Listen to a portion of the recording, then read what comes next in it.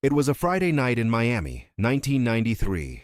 The heat still weighed heavy in the air even after the sun had disappeared, and Brickell Avenue was full of that typical weekend movement. People coming in and out of bars, conversation spilling out through open doors, music escaping from every corner.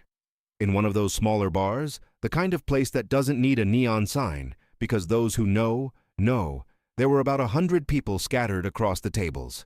A wooden stage in one corner, warm lights, the smell of beer and sweat mixed with the smoke that was still allowed inside places like that. It was a living house, one of those with a personality of its own. And sitting alone at a table in the back, not drawing anyone's attention, was a man who was slowly drinking his beer and observing the environment with the calm of someone who is in no hurry at all. He had arrived early, before the crowd heated up, chosen a table far from the stage, ordered his drink, and stayed there, just watching. No one in that bar knew who he was. For those 100 people, he was just another unknown face in a city full of unknown faces. What none of them knew was that the quiet man in the back was Tim Maia, the greatest soul music singer that Brazil had ever produced. A voice that had crossed decades, filled stadiums, created a style so unique that even today no one has managed to copy it properly. But that night in Miami, he was just a passing tourist, enjoying his free days from an American tour to visit old friends and remember the years he had lived in the country when he was young. The showman of that house was named Marcus Allen, 35 years old, tall, with a stage presence that filled the environment effortlessly. Marcus had that rare quality of making every person in the audience feel like they were being looked at directly, that the show was being performed specifically for them. He knew that bar better than he knew his own home. He knew exactly when to speed things up, when to let the music breathe, when to pull the audience close, and when to let go. His show lasted 3 hours and had a structure that the public knew by heart, because those people showed up every Friday without fail. The first hour was to warm things up. The second hour was when things got serious. And in the middle of the second hour came the moment everyone waited for the most, the challenge. It was simple. Marcus would choose a stranger from the audience, point the microphone, and bet $200, placed on top of the stage monitor for everyone to see, that the person wouldn't be able to finish a song without freezing. The chosen one had 2 options: accept or be embarrassed in front of 100 people. Almost everyone accepted. And until that night, no volunteer had ever won. The ritual had a logic that Marcus had perfected over the years. He didn't choose people who looked confident. He didn't choose those who were singing along with the songs or clapping with energy. He chose those who looked out of place, those who weren't expecting to be called, because the surprise made the moment more honest. The genuine shock, the real hesitation, the true embarrassment, that was what the public wanted to see. That was what made the challenge work as entertainment. When the time came, Marcus swept the audience with his eyes as he always did. And then he stopped. In the back of the bar, that man who had arrived early and had kept to himself all night. No friends around him, no particular expression on his face, just observing everything with that strange quietness. For Marcus, he was the perfect victim, someone out of place, alone, with no expectation whatsoever of being called. He pointed the microphone toward the back and called out loud. The audience exploded in applause and laughter even before knowing who had been chosen, because they already knew what was coming. Some customers pulled out their wallets, ready to bet among themselves against the stranger. Marcus raised the $200 in the air for everyone to see and guaranteed that the man wouldn't even make it through the first verse. The man in the back didn't react the way the others usually did. He didn't turn red. He didn't wave his hand saying no. He didn't give that nervous smile of someone trying to figure out how to escape an embarrassing situation. Tim heard the call, stayed quiet for a moment, and looked toward the stage with the expression of someone weighing a situation without any hurry, as if he were making a decision that had no urgency at all. Marcus insisted, raising the money higher this time. The applause grew stronger, more excited. And then Tim placed his beer glass on the table, wiped his mouth with the napkin, and stood up.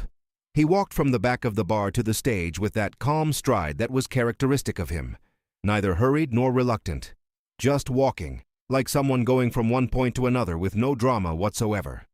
The audience followed every step with applause and comments, already imagining the moment when that quiet man would freeze in front of everyone and make the whole place laugh. Marcus extended his hand when Tim reached the stage. Tim shook it firmly and stood there, looking at the microphone without showing any anxiety, without smiling at the audience, without making any performance gesture, just standing there, present. Marcus placed the $200 on top of the monitor, clearly visible, and asked out loud if he accepted. Tim looked at the money, looked at Marcus, and said that he did. Marcus then asked what he wanted to sing, with that smile of someone already celebrating before the battle even began. The audience fell silent, that specific silence before something happens, full of anticipation and previous certainty. Most were convinced they were about to watch a funny disaster. It was just a question of which song the man would choose poorly and how many verses he would manage to survive. Tim thought for a few seconds. He looked at the band's keyboardist, and he asked for "Let's Get It On" by Marvin Gaye. Marcus frowned for a second, quickly, almost imperceptibly. No volunteer before had ever requested a song at that level of difficulty. "Let's Get It On" is not a song you sing at karaoke to pass the time. It is one of the most demanding pieces of American soul, loaded with sensuality and vocal control, full of nuances that most professional singers prefer to avoid because the traps are many and merciless. Asking for that specific song was either absurd naivety or something completely different. Marcus said nothing. He signaled for the keyboardist to start. The notes of the introduction slowly filled the bar, that unmistakable progression that any American of a certain generation recognizes in the first two chords. The audience remained in that same silence as before, waiting, still certain of what was coming. Tim stood still in the center of the stage, eyes closed, listening to the introduction, waiting for the right moment to come in. There was no tension in his body. There was none of that stiffness of someone about to do something and afraid of making a mistake. There was only waiting, the wait of someone who knows exactly what he's doing and is in no hurry to show it.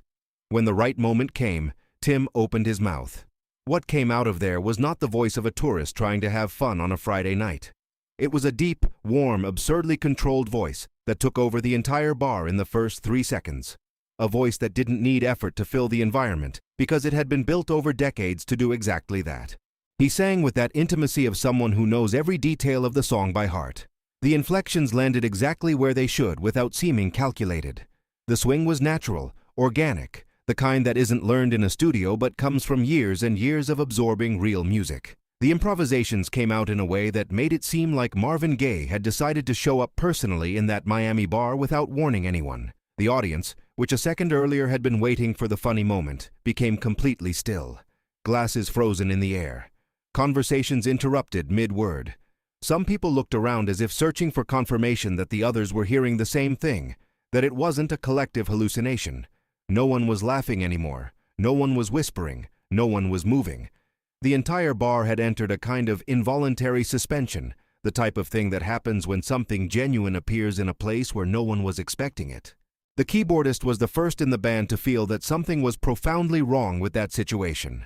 Wrong in the sense that it made no logical sense for an unknown man to appear in a Miami bar as an anonymous tourist and sing like that. He looked at the drummer with that face of someone who urgently needs a witness, someone to confirm that he isn't imagining things. The drummer gave a short smile, shook his head slowly without stopping playing, and that small gesture between the two said everything that needed to be said. The bassist kept his eyes on Tim throughout the entire song, following every inflection, every choice, instinctively adjusting his own performance, because you couldn't just play anyway with that voice on top.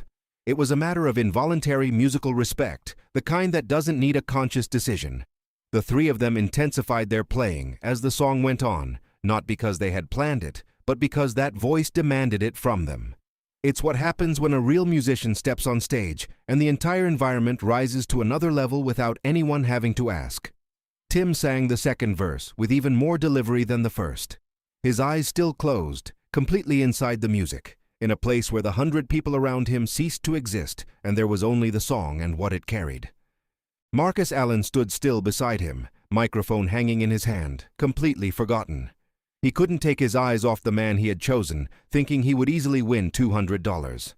The showman's smile had disappeared from his face and had been replaced by an expression he himself probably couldn't name. Something between genuine astonishment and a specific discomfort. That discomfort of someone realizing that reality is much bigger than the model he had built to understand it. Marcus was professional enough to recognize talent when he heard it. He had spent his entire life in that environment, had seen good singers, great singers, singers who brought the house down.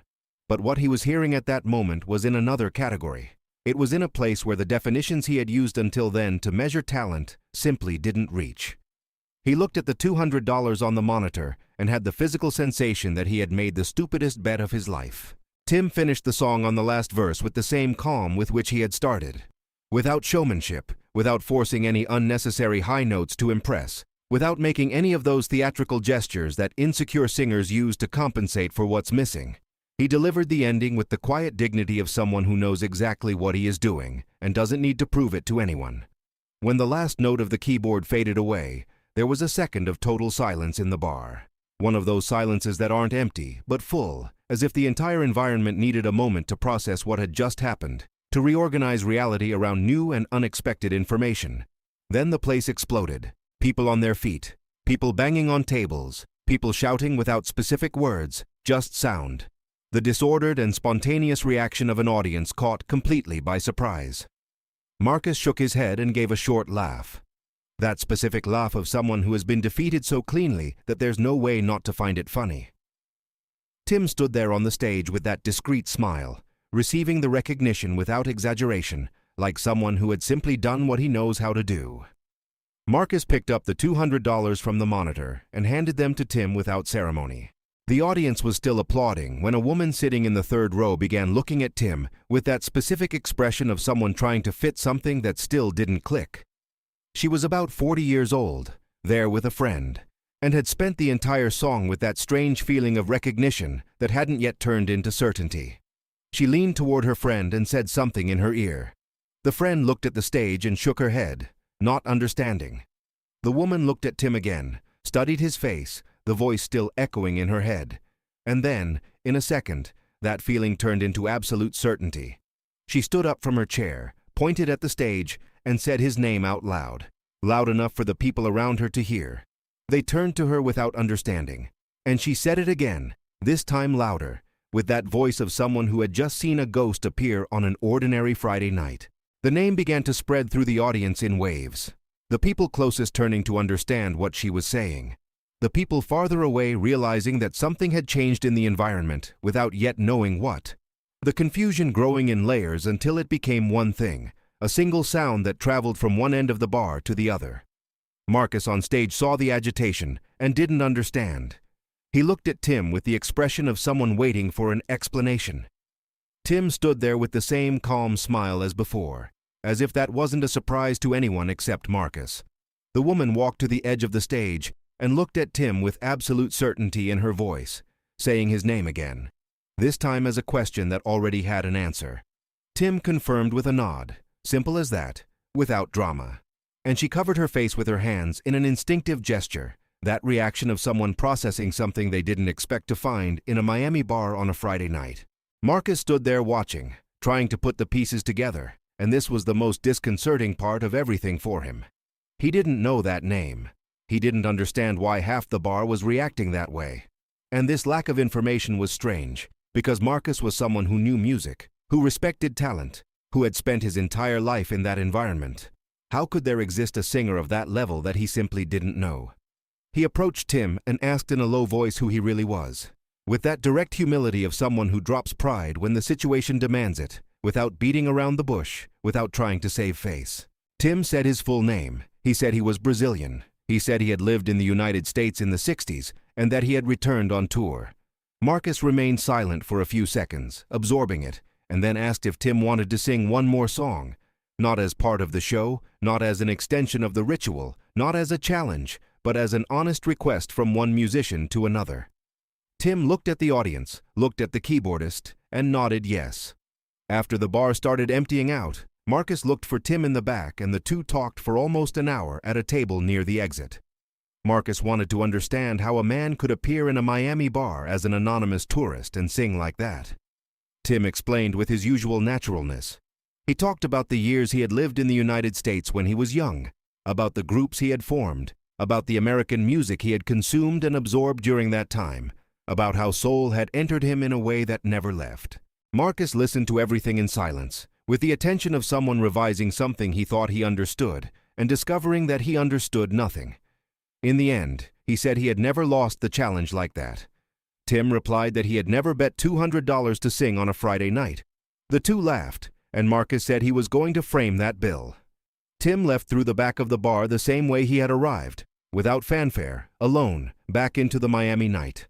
Marcus Allen had spent years perfecting the art of reading people. He had learned to identify who was fragile, who was easy to intimidate, who would freeze in front of 100 people and make the house laugh. And during all that time he had won because he was good at it, because he knew how to read surfaces. That night he read a man sitting alone in the back, without company, without expression, and saw exactly what he always looked for. The problem is that the surface never tells the complete story. Tim Maya had spent decades inside music in a way that doesn't show on anyone's face, doesn't show in the clothes, doesn't show in the table the person chooses in a Miami bar on a Friday night. The oldest and most dangerous trap in the world is thinking that what you see of someone is all there is to see. Marcus fell into that trap with the smile of someone who thought he was in control. And he paid for it in the only way that really teaches anything. In front of everyone, with no way to pretend it didn't happen. Never bet against someone you don't know yet.